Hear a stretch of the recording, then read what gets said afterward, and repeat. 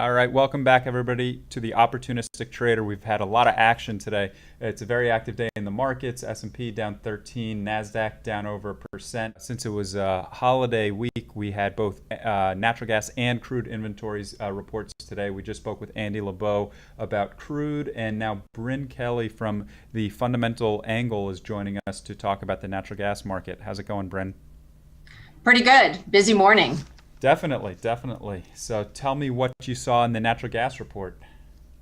Okay, well, we just are continuing kind of our same path here as we have been all summer. We put in 63. The expectation was around 64. These days with the ICE futures for weekly EIA numbers, it doesn't tend to be much of a surprise when the number comes out. It's usually plus 2 or 3. From what that number is. And as you can imagine, right, because a bunch of people who have a bunch of models and are running them, they continue to refine that number, by the day that we have the report. So at least that, quit using all your models to try to predict what that number might be. You're better off just looking at the futures. Well, it's funny. I'm just looking at the price action right at 10:30, and it looks like Nat Gas actually did trade up from about it traded up about a penny from 278 and a half up to 279 and a half, and then traded down to 277. So even though the algos still get their hands on the report, try to figuring things out. Yeah, it's pretty. We're pretty locked in. I would say we had that big move.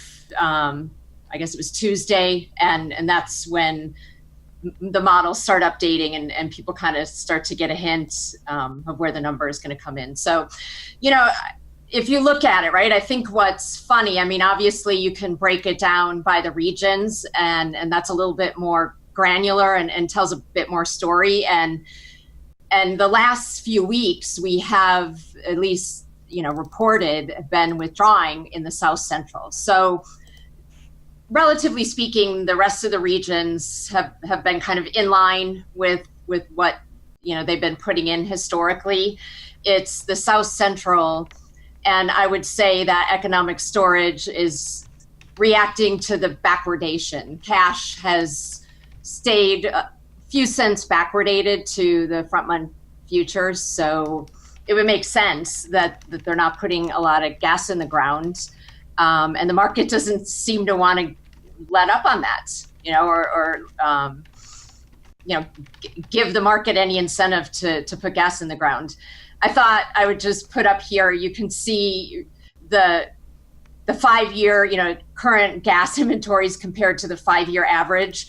And, it just continues to look like this same sort of horrifying story, right? Of way below 5-year averages, inventory levels, and yet natural gas just continues to sell off. And then by comparison, I have a chart of Cushing inventories after today's report. And, for the most part, we're kind of at lows relative to 5-6 year averages, but it's all, that just goes to show you that the number doesn't really tell the story that the market is thinking about. And the market's kind of done reacting to, at least in crude oil, right? They're now taking any build or any number in crude. They're focused more on the product side of it versus just looking at Cushing. Right. And same thing in gas. No matter how many pictures you show the market at where inventory levels are, the market's focused on production. And that only has one way to play out, and that's time and reality. So I noted this in my last time we talked, that this was the last report before the EIA changes their methodology, which is just a change in the sample size or members of the sample that they're looking at. So starting next week, we'll have that new report, and we can move that worry off the table, and maybe that's when the market will start to have some interest. So just a quick walk since today was, the numbers came out. Again, relatively in line with expectations. This chart really is just showing the summer season by year for this same week. And for the most part, we're putting in, more than in the ground this, to date this summer for these 21 weeks than we have the last 2 years. But it's all about that we started at a lower level, and we've only got 9 weeks left to reach that EIA end of storage season futures level. So 9 more reports to hit. I think it's 3360 is where they closed last night. And we'd have to put in 90 a week in the ground for the next 9 weeks, really, to hit that level. So, the next 2 weeks are looking around 75 to 80. So, the market is really hanging its hat either one on some huge injections the last 6 weeks, or really just big production versus demand picture this winter. And, that's the wild card. Nobody knows. What I also look at is where inventory levels are by region.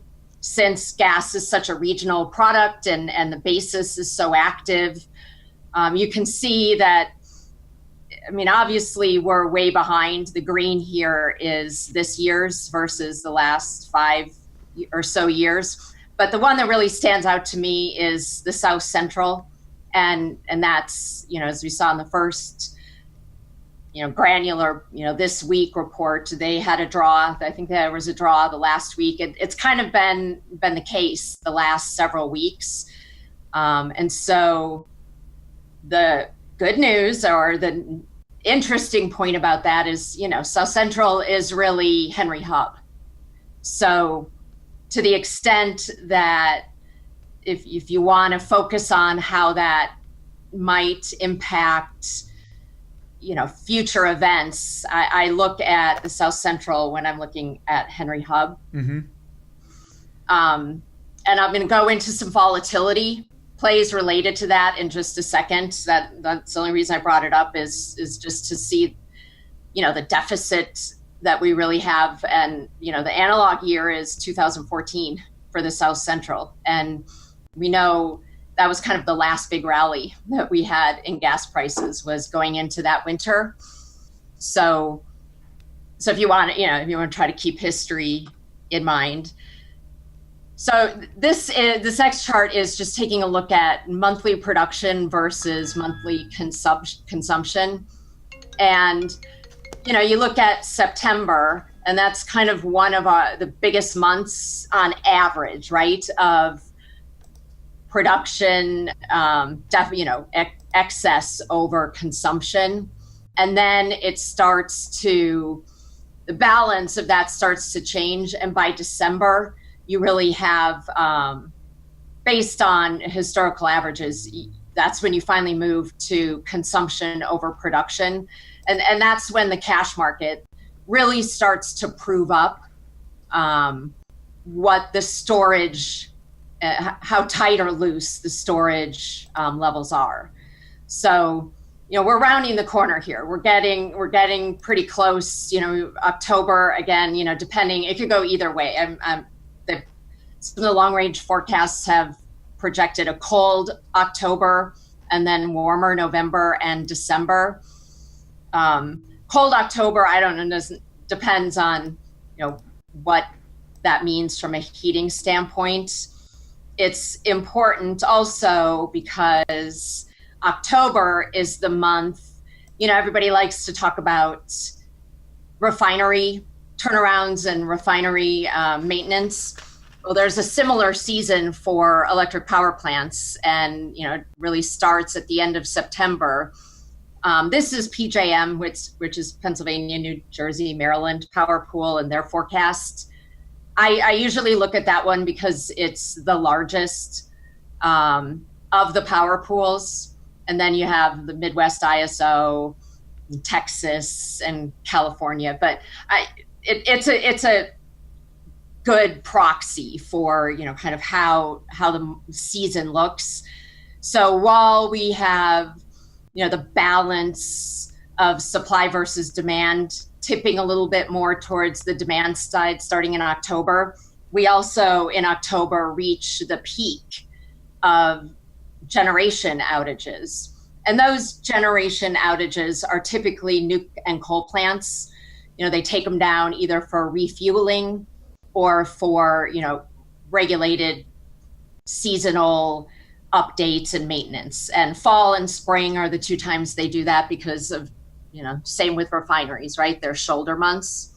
So we have a few things to look out for. In October, storage buyers are, they're going to be relentless. They're going to be looking to get, continue to get that gas in the ground. We're going to have, depending on if it's a colder month that increases gas demand, we'll have a little bit more buying pressure outright from consumers. And then we'll also have unit outages. And when you take the nuke and coal units offline, you're typically using natural gas. So natural gas becomes the marginal fuel that is being dispatched. So it's less competitive during that time frame. In months where all the units are up and running, you have to be price competitive in the dispatch stack for a generation unit to get dispatched. And so natural gas prices have to be competitive with coal and essentially renewables, and nuke, and their unit costs. But once you get into, while those are down for maintenance, it becomes less. Natural gas doesn't have to be as price competitive, and so that it's usually why cash tends to surprise to the upside in October. October generally likes to sell off, and then you get into that shoulder month. October is expired, and cash tends to be a little bit stronger than people expect. So what do you take of the recent market sell-off? I think when we were speaking last, natural gas, Henry Hub was trading closer to 290, 293. We were talking about maybe looking for the breakout, buying it if we get above 3. It obviously failed there. Now we're trading at 278-ish right now. What are you thinking here? Well, so here's the thing. As long as there's this much room in the ground for people to put in, and I know I've said this before, but as long as there's this much room in the ground, and the spread, so I look at OcJan, it's 20 cents. So if you can, buy the cash and sell December, January, and lock in a margin, people are going to do that. And what that tends to do is make it look as though nobody's buying winter, because you just have the economics of the storage play happening. It actually looks much different when storage is a lot fuller, because people can't put it in the ground. They're not turning around and selling the winter months against it. And you tend to see winter sometimes run when storage is more full. So it's just something to keep in mind. It's making it look like there aren't winter buyers. And when there isn't any pressure in the winter, the market just gets tired and it finds pockets, and it's in that $2.80 to $3 range, and it was hitting the top of it. So, there was nothing else to do but try to sell it off. I mean, it's just really hard to push against, really weak, October, November futures and cash, and to try to get, the market that has this perception of a very healthy production environment. I mean, I talk to people and they say things like, there's just natural gas everywhere. The reason they're not going out and buying anything for the future is, I mean, it's just, they can find it. It's just everywhere. There's just no fear and until, sadly, nothing ever, that the only thing to change that sentiment is reality. Are there any new upcoming uses or ways of using natural gas, whether it be in any other sort of traditional devices? Well, I mean, we've sort of made it through the clean power plan and so many of the coal retirements. So for sure, natural gas over the last couple of years got a new customer in with electricity generators. But that customer is facing declining demand itself. And not only that, all of a sudden renewables came in the picture. So, I don't think it turned out to be the panacea yet that it could be. But, there's obviously a lot of hope in the market about electric vehicles. And look, the electric power industry has been looking for demand growth for years. And so, new uses for natural gas, didn't they tried to get the truck fleet on natural gas. And I think to some extent that stalled when electric vehicles came into the picture. It was all of a sudden like, all right, well, we won't have to build this whole infrastructure of gas stations that have LNG or, natural gas. We'll just instead send all the gas to the power plants and distribute it, because we already have a distributed electric grid. So, it's hard to say. LNG now is the next new thing. And we do have some new trains coming online mid next year. And of course, there is the expectation of Mexico exports. But add to that the fact that you have all this Permian natural gas just being flared, like that's ready to go. Everything is just waiting for infrastructure. So again, you can make the case on either side, and it's just which one is going to play out first. And that's why I thought it would be good, and I know you got something else coming up here, but I thought it'd be interesting to take a look at volatility in natural gas, because the interesting thing about natural gas options is that whenever the market sells off, volatility usually sells off as well. And it is one of the few markets that has a call skew. I was just about to say that. That's interesting. But yeah, you can understand where it makes sense, because a lot of people are looking for the explosive move to the upside when it does come, and always whereas similar on the downside of equities or things of that nature, it's more of an explosive move in that direction. Absolutely. And definitely true for the winter months. The summer months, I'm not gonna, that's a different story. But this time of year when people are looking to buy calls in, Novi through March, there's, implied volatility gets ridiculous. I think last year I even saw some 60% volatilities. I mean, people just grab lottery tickets, $4 upside call, $5 upside call. I mean, that's all fine, right? It gets maybe some delta in your book or something, whatever, buy some little teenies. But what I like to do during these sell-offs is, the call skew tends to widen out. So in December, it's, wait, I got your little box right here. So there we go. December, it's over 2 ticks for, delta neutral. And in January, it's widened out to 3%. And I haven't gone out further than that. But so the thing is, if you take a look at where, historical volatility has been for the last 5 years, and then this blue line here I've got our, current implied volatility, the term structure. So for the rest of the year, Novi D through D, SOC Novi D, and then through March. I think what I always like to do, during these sell-offs is, and especially because the vol on the put side, it doesn't move, right? And it tends to just continue to move up a little bit on the call side. And instead of trying to rush after those calls and try to get some upside exposure.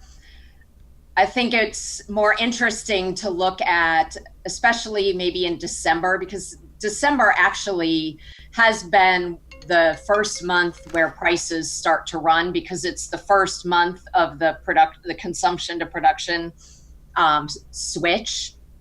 And the implied volatility for December is around 26%. And it's already up to, I think, 34 or 35% in January and February. So and I think December's trading around 290 or a little bit below. I like to look at like a 280 put, or, a 280 and sell, a lower strike, so that I have something to get long the underlying against, instead of just trying to reach for these calls. And, you try to buy a 320 call in December and you miss the whole thing because, you've already paid up so much for it. So this morning and probably the rest of today, I'll look at buying some of the December 280 and 275 puts, just so that I have, certainly it's the case that, it's just so cheap is what you're saying, basically. Fall off to 250 to two, last year or 2 years ago, I think was when we went below $2, went to $1.70 or something. Storage picture was a lot different.